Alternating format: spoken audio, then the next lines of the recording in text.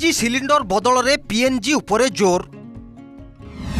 Subsidy युक्त cylinder व्यवस्था रे आसिबो स्वच्छता। खाद्य और जोगाण विभाग अधिकारी तदारखर दायित्व। एलपीजी वितरकों तथ्य आधार रे हेबो जांच।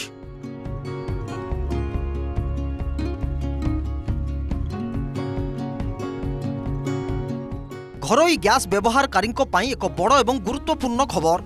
रोसई घरू एलपीजी सिलिंडर हटाई पाइप गैस बा पीएनजी संजोग को प्रोत्साहित करने केंद्र सरकार एवं आरंभ कर बड़ पदक्षेप।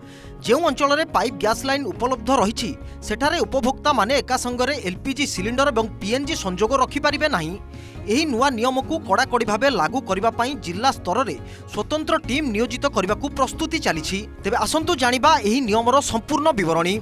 देशर सहरांचल तथा जो अंचल में पाइप गैस नेटवर्क विस्तार हो सारी सेठारे एलपीजी सिलिंडर बदल में पीएनजी को मुख्य इंधन भाव व्यवहार करने केंद्र पेट्रोलियम और प्राकृतिक गैस मंत्रणालय प्रक्रिया को त्वरान्वित करिछि। एही नियामक व्यवस्थार मुख्य उद्देश्य हेउछि जेउ घरे पीएनजी संजोग पहुंची सारी सेठारे दुईटी जाक संजोग तथा एलपीजी एवं पीएनजी रखिबाकू रोकिबा। यह द्वारा एलपीजी सिलिंडर कला बेजारी रोका जाई परिबो एवं सब्सिडी युक्त सिलिंडर अपव्यवहार मध्य बंद हेबो।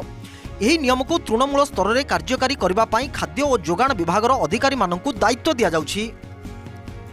मंत्रणालय अनुसार स्थानीय एलपीजी वितरक मानक सह जोगाण विभाग नियमित संपर्क रहिथिबारु जिला स्तरीय अधिकारी माने ही एही जांच प्रक्रिया को सठिक भाव तदारख करिपारिबे। जो घर गुड़िकर पाइप गैस संजोग चालू हो सारी सेठारे थिबा एलपीजी सिलिंडर को फेरस्त किंबा सरेंडर कराइबा पई पदक्षेप नियाजिबो। तेबे चलंतु जानिबा सरकार काहेकि पाइप गैस उपरे एते गुरुत्व देउछंती।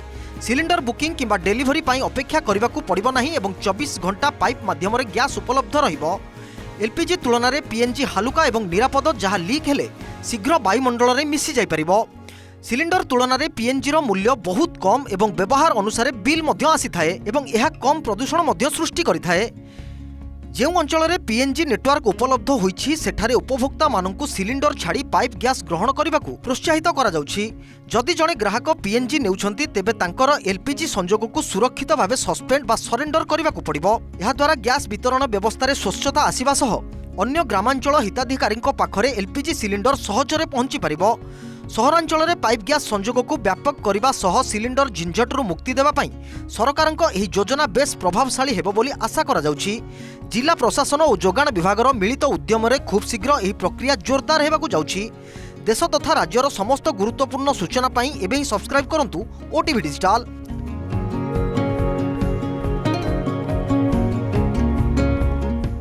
Bureau report OTV digital.